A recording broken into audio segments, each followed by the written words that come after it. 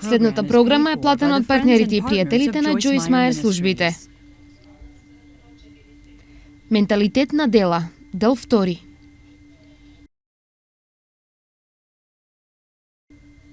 Ако продолжиме понатаму во Матеј, откако зборува за овој одмор кој можеме да го имаме, потоа во глава 12, почеток на стих 1, Исус почнува да ни зборува дека иако ние не ги слушаме сите правила и прописи, кога ни е потребна помош, тој се уште сака да ни помогне и да ни покаже милост. Можете ли да го верувате тоа? Дури ако не го направите тоа правилно и побарате Бог да ви помогне, кога ви е потребно, Бог сепак ќе ви помогне. Сега, тоа не значи дека Бог нема да се справи со нас во врска со нашиот грев, но значи дека тој ќе го стави тоа настрана за момент. Тој ќе ни помогне и потоа пак ќе продолжи да се справува со нас. Но кога направите нешто погрешно, не мора да се оддалечувате од Бог и да бидете исплашени дека тој е гневен. Никогаш не бегајте од Бог, трчајте кон Него. И ве молам, ако сте во неволја токму сега во вашиот живот и ако гледате преку телевизија, чувствувате дека сте го изневериле Бог и дека тој нема да ви помогне или да ве земе назад, знајте дека ѓаволот е измамник. Треба само да му кажете токму сега: Боже, жал ми е, направи збрка во мојот живот. Помогне ми и можам да ви кажам дека Бог ќе ви помогне. Бог ќе ви помогне. Амин. Така тој вели овде во почеток на стих 1. Во тоа време, Исус минуваше преку нивите во сабота, а неговите ученици беа гладни па почнаа да кинат класија и да јадат. Имаа потреба, јадеа класија. Кога фарисеите го видоа тоа, патем ѓаволот е најголемиот фарисеј, тие му рекоа: Гледај таму, гледај, нели тоа е глупавиот ѓавол? Гледај таму, види што направи. Не само што сака да види се што ти правиш, но тој сака да види се што другите прават исто така. Гледај таму, твоите ученици го прават она што е незаконски и недозволиво во сабота. А Исус им рече: нели сте читале што направи Давид кога беше гладен и оние кои беа со него? Тој отиде во домот Божи и го изеде лебот од жртвеникот кој што не беше законски за него.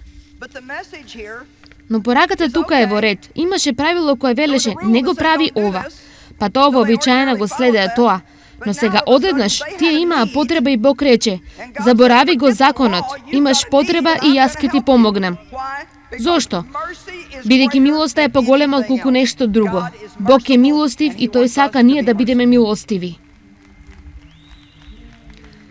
Има некои луѓе вечерва кои треба да ја примат Божјата милост за себе си. Треба да престанете да бидете толку строги кон себе си. Треба да си дадете одмор. Треба да престанете да броите и само да кажете: Бог не е гневен на мене. Јас не сум промашување. Бог не е разочаран. Јас не му давам помалку отколку што тој очекува. Знаете зошто? Бог точно знае што да очекува од вас. Бог не е како тренер кој дозволува на мало момче да игра бейсбол, а тимот победуваше се додека не дојде малото момче кое удира во аголот и тоа предизвикува тимот да загуби. Така сега тренерот е целосно разочаран во малото момче. Бог пред време знаеше дека вие ќе промашите уште пред да ви дозволи да влезете во играта. Амин.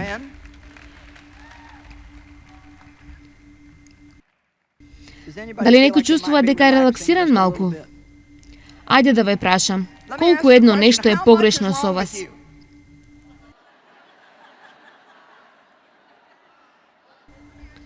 Колку погрешни работи има во мене? Ако направите список на се што беше погрешно кај вас, колку долг ќе биде тој? Дали вашата фамилија и пријатели може да додадат работи кон списокот и да стане подолг?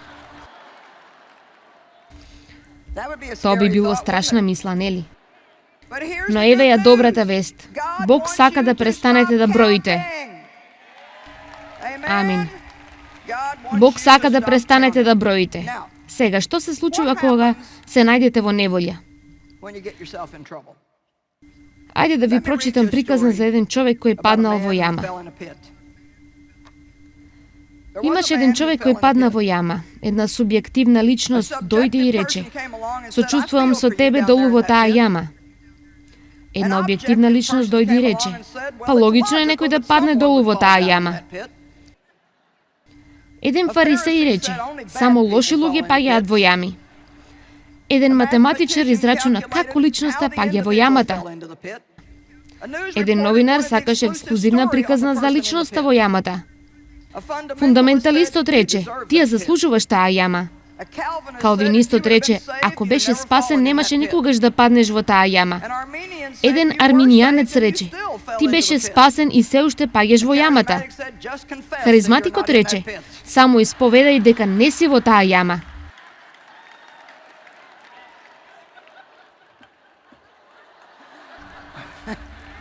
Реалистот дојде и рече, леле брат, тоа е јама. Геологот предложи тој да ги процени слоевите на карпата во јамата. Еден работник од управата за јавни приходи сакаше да знае дали човекот ги платил даноците на неговата јама. Градежен инспектор праша дали има право да биде во јамата. Еден што се жали рече, тоа не е ништо, само да видиш колкава е мојата јама. Оптимистот рече, работите може да бидат и полоши. Песимистот рече, работите ќе станат полоши. Како и да е, Исус го виде човекот, го докачи и го извлече надвор од јамата. Леле. Секој може да теоретизира зошто сме во јамата и како тоа е наша вина што сме се нашли таму и како никогаш нема да излеземе од јамата. Исус едноставно не достигна и не вади надвор од јамата. Амин. Ако се обидуваме да живееме според законот бара да водиме прецизна евиденција. Колку грешки направив, колку добри работи направив, како можам да платам за тие грешки, колку долго се молев, колку прочитав од Библијата.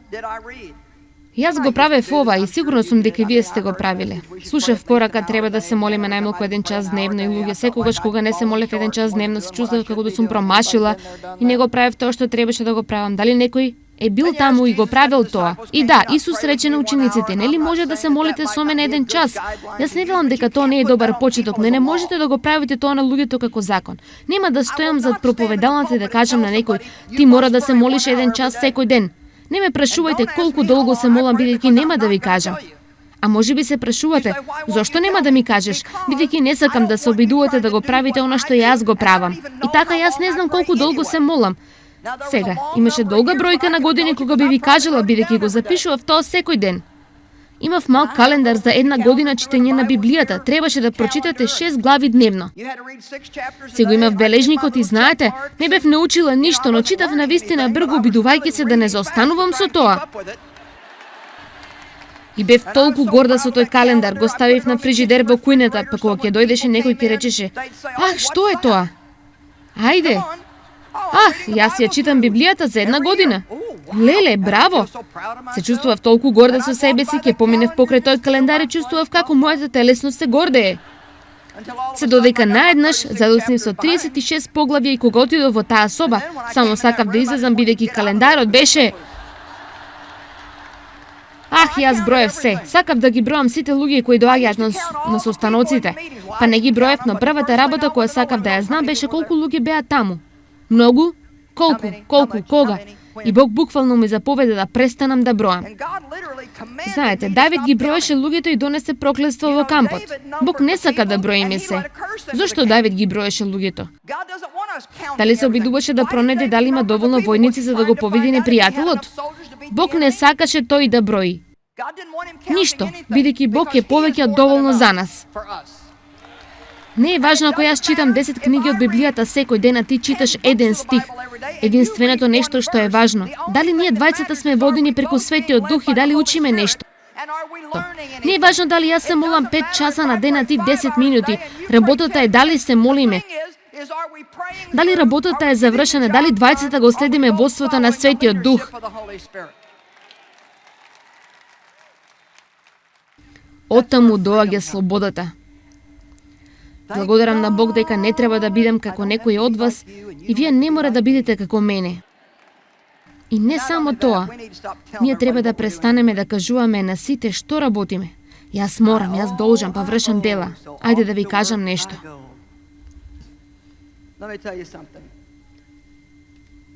Имав мало куче скоро 13 години. Незиното име беше Дачис.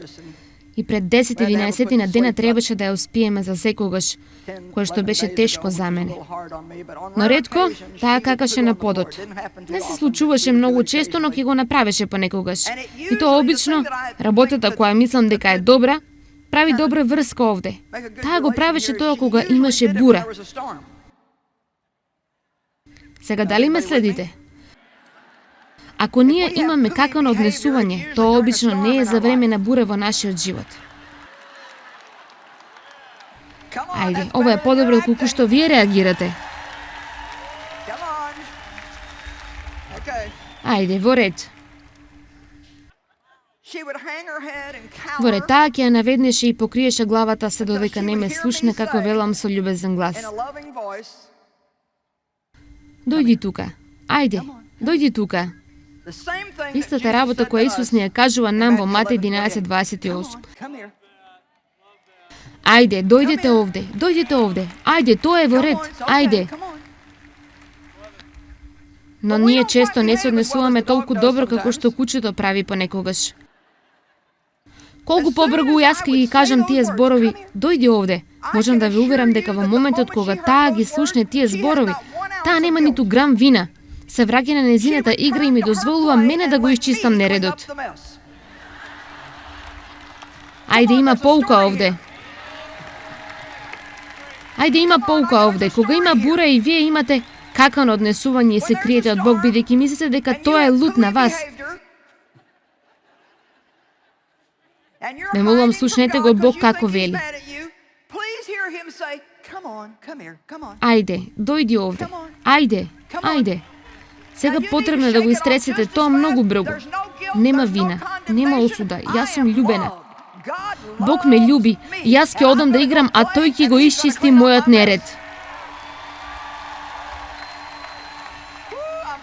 Ми се допаѓа тоа, Амин. Сега, кога имаш дамка, јас го земав тоа средство и прскав на дамката. Ајде да ви кажам нешто. Ние имаме нешто многу подобро отколку тоа средство за нашите какани дамки. Ние имаме крвта на Исус Христос. Амин. Таа ја чисти секоја дамка. Секоја дамка на вина е оттргната. Што му нудите на Бог како искупување кога чувствувате дека сте паднале? Дали му ја нудите вашата вина? Вашето уживање на животот? Дали се чувствувате виновни кога се обидувате да се релаксирате или да имате забава? Јас споминав ни сето тоа. Секој ден кога не чувствував дека се однесува совршено, ќе се чувствува виновна. Секако не чувствував дека би можела да направам нешто што се смета за уживање, бидејќи мислев дека не го заслужувам тоа, а тоа го жалостеше Божјето срце. Тој е обезбедил се што ни е потребно за да живееме прекрасен живот. Бог имаше обезбедено се што ни треба за да живееме прекрасен живот. Како што реков ова утро, ми се допаѓа оно што апостол Павле рекол во Филипјаните 3:12. Јас одлучив дека ќе се држам за она заради која Исус Христос умре и ме достигна мене. Бог не држи нас во Христос од цел. Тој те држи тебе бидејќи има живот кој сака ти да го живееш. Животот во Бог е она што ни се нуди. Тој се нарекува вечен живот и во моментот кога го примате Христос, вечниот живот не е само да отидете во небото кога ќе умрете. Тој е квалитетен живот кој го живеете додека сте овде, кој вклучува праведност, правилен од со Бог, мир и радост во Светиот Дух, победа и да се биде победник во животот.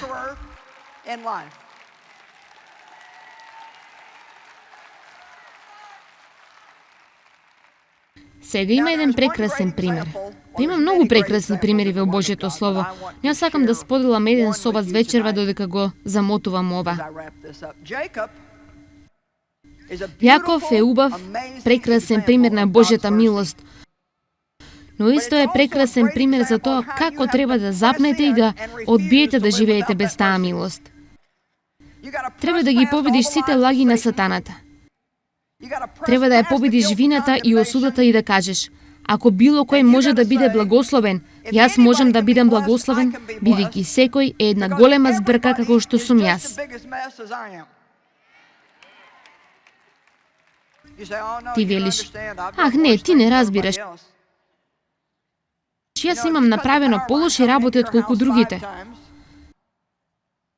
Па ако го прекинеш кабелот за струја, која доаѓа во твојата куќа 5 пати или дури 1000 пати, ти нема да имаш никаква струја. Ако го пресечеш кабелот еднаш, немаш струја. Па дали ние грешиме еднаш или 1000 пати, ние имаме прекинато силата помеѓу нас и Бог и ни треба Исус Христос да дојде во нашите животи, да обнови и да ја воспостави таа сила.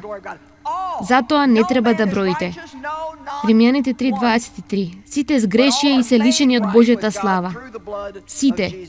Нема никој праведен, ниту еден, но сите се праведни со Бог преку крвта на Исус Христос. Утре ќе имаме мал состанок за праведноста и како праведноста и знаењето кои сте во Христос е духовна војна.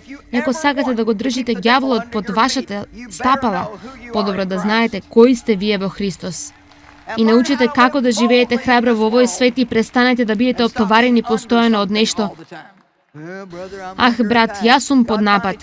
Бог конечно ми кажа: ако се спротивставиш на нападот, нема да бидеш под напад постојано. Ние треба да живееме со поагресивен став. Не дрзок став, но агресивен став. Па Јаков беше лажго, измамник, крадец од моментот кога беше роден. Тој беше близнак, Исав му беше брат. Кога Исав беше роден прв, кога Јаков излезе од утробата, тој држеше петата на Исав како да велеше: чекај малку, јас сакам да сум пред тебе, јас сакам да бидам прв. Низ целата книга Битие, почнувајќи во Битие 25:32, одејќи се до глава 32, ние го гледаме Јаков како прави една по друга глупава работа. Се што Јаков добил, било преку измама и лага. Тој го измамил неговиот брат еднаш кога брат му бил надвор во полето и бил екстремно гладен, а Јаков направил манџа и неговиот брат сакал нешто да јаде. А Јаков рекол: ќе ти дадам само ако ми го продадеш правото на првородство. Па Исав не требал да го направи тоа. Тој покажал непочитување за своето првородство со тоа што го направил, кое што можеби е причина зашто на Бог омилен му бил Јаков. Но сепак Јаков не требал да искористи слабоста на брат му. Во глава 27 тој го украл благословот на првородство кога Исак бил на смртната постела и побрал Исав да биде доведен за тој да може да моли благослов над него, кој што беше голема работа за нив. Можеби не значи толку на нас, но тоа било неценетата работа што детето можело да ја добие тогаш, бидејќи кога таткото се молел со тој благослов над тебе, не можел да биде земен назад. Тој те благослова и ти се благословен во Божите очи. Па Јаков и мајка му го измамиле татко му, чиј вид бил лош, и Јаков се преправил дека е Исав. И Исак се молел со молитвата на благослов над Јаков. Па сега тој беше благословен и тоа не можеше да се земе назад. Но дури и благословот го доби преку лага и измама. И не беше супер добро момче. Потоа тој почна да го жнее она што го посеа. Отиде да работи за неговиот чичко Лаван и засака една од неговите ќерки, Рахила, и сакаше да ја ожени. Лаван рече: па ќе ти ја дадам да ти биде жена, ако работиш за мене 7 години. Така Јаков работеше за него 7 долги години и на својата брачна ноќ тие го опија и кога се разбуди седното утро, не беше со Рахила, туку со Лија, која беше посакуваната сестра на Рахила. О, луѓе, колку беше Јаков гневен. Можеби тој си жнееше она што си го посеал. Чудно е колку пати понекогаш нешто такво не се случува и на нас. Некој не измамил, ние сме надвор од форма, но можеби само си жнееме нешто што сме го направиле на некого пред долго време и не сме обратиле внимание на тоа. Но можеби не. Како и да е. Не вие, знам, можеби некој што гледа на телевизија. Па потоа Лаван рече: работи за мене уште 7 години и сега ќе ти ја дадам Рахила. Така тој го направил тоа и конечно ја зеде Рахила. Потоа сакаше да замине, да се оддалечи од војко му и зеде се што имаше и замина. Потоа почна многу да се плаше од Исав дека ќе дојде и ќе се израмни со него. Ајде едноставно да кажам дека секогаш кога живеете во трикови, измами и лаги, ќе ве фати страв. И секогаш ќе живеете во тој страв дека ќе бидете фатени. Така ми се допаѓа овој дел. Јаков конечно дојде до точка каде што беше толку мизерен, што беше спремен да се пресмета со Бог. Јас мислам дека можеби некои од вас сте спремни за тоа. Ако можеби не, на ова место, можеби луѓе кои гледаат преку телевизија не светот. Ајде да отидеме во Битие 32 глава и ќе ви покажам што мислам. Мој Боже, ние имаме чудо. Јас ќе ја испроповедам целата моја порака. Прва овој викенд. Битие 32. Ова е толку добро и не треба да го пропуштите.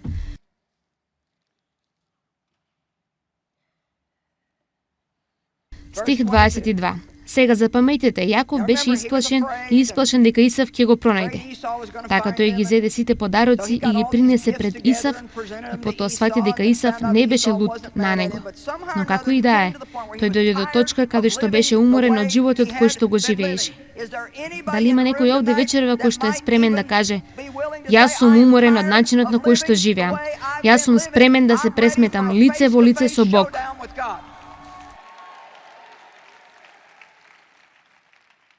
Еве што тој направил. Тој се разбуди во ноќта. Ги зеде неговите две жени слугинки, неговите 11 сина и го премина поконот Јавок. Ги зеде и ги испрати преку потокот. Исто така тој испрати се што имаше. Јаков остана сам и еден маж. Големата буква М, што покажува дека тоа беше објава лично на самиот Бог, се бореше со него до зори. Дали некој од вас некогаш се борел со Бог? Некој од вас можеби се во тоа токму сега во животот. 25. И кога мажот виде дека нема да го совлада Јаков,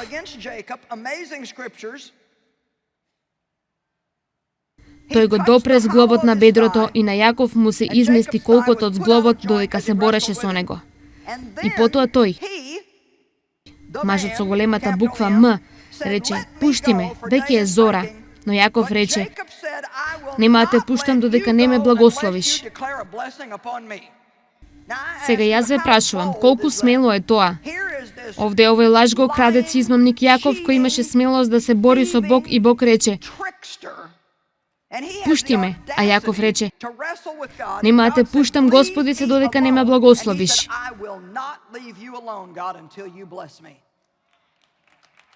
Вие не сваќате. Неколку од вас го сватија. Во ред, ајде да завршиме со ова. 27. Мажот го праша. Мажот се зборува за Бог. Како се викаш?